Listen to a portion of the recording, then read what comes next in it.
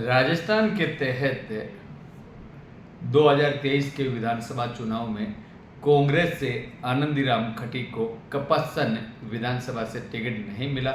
ऐसे में उन्होंने नाराज होकर हनुमान बेनीवाल के आरएलपी का दामन थामा था। ऐसे में आरएलपी की ओर से आनंदीराम खटीक को 2023 के विधानसभा चुनाव के लिए टिकट दिया गया था और उस चुनाव में 30,000 वोट आनंदीराम खटीक को मिले। ऐसे में आनंदीराम खटीक के आरएलपी के हनुमान बेनीवाल के करीबी नेता हो गए थे, लेकिन इस बार 18 अगस्त को उन्होंने राष्ट्रीय लोकतांत्रिक पार्टी के सुप्रीमो हनुमान बेनीवाल को अपनी प्राथमिक सदस्यता से इस्तीफा भेज दिया। ऐसे में हनुमान बेनीवाल को ये झटका लगा और उन्होंने आनंदीराम खटीक ने राजस्थान प्रदेश कांग्रेस कमेटी के पूर्व अध्यक्ष, पूर्व उप मुख्यमंत्री व राष्ट्रीय महासचिव सचिन पायलट से मुलाकात की।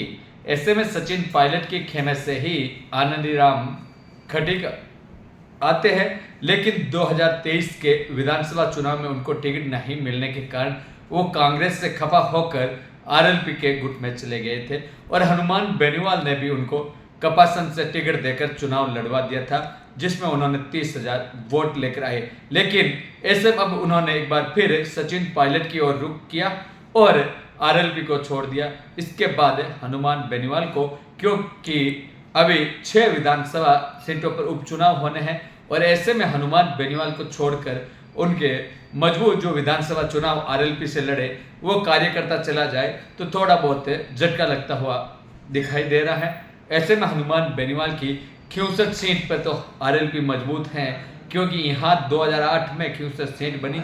उसी समय से हनुमान बेनीवाल आरएलपी की सीट के रूप में जीता है। हनुमान बेनीवाल 8 हो या 13 हो, 18 हो, 23 का चुनाव हो, इन सभी में जीते हैं। ऐसे में हनुमान बेनीवाल के लिए सीट लकी सीट है, लेकिन 2019 में सांसद भी बन गए हनुमान बेनीवाल और 2024 में भी सांसद बन गए।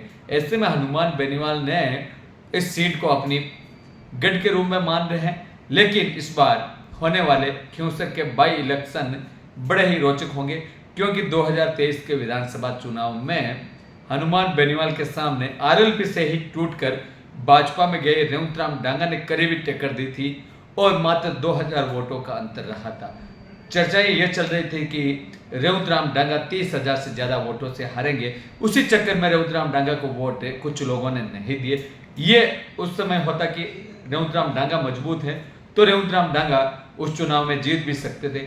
ऐसे में हनुमान बेनीवाल अब समझदारी से काम ले रहे हैं कि किस तरीके से वो इस सीट को जीते, किस तरीके से चुनाव की तारीखें घोषणा होनी बाकी है, लेकिन जैसे ही तारीखें होगी उसके बाद हनुमान बेनीवाल अभी से ही अपनी फील्डिंग सजाते हुए नजर आ रहे हैं। क्षेत्र में विकास के कार्य करवा रहे हैं और 2-3 दिनों पहले जब जल भराव की स्थिति में गाँव में गए तो कार्यकर्ताओं को भी पूछा था कि आपके क्या काम है।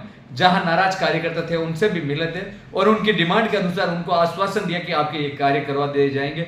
उसके बाद कार्यकर्ता जो हनुमान बेनीवाल से नाराज थे, जो बीजेपी की ओर थे, उन्होंने भी हनुमान बेनीवाल का समर्थन देने की बात की। ऐसे में हनुमान बेनीवाल मजबूती से क्यूंसर का चुनाव लड़ते हुए आपको नजर आएंगे।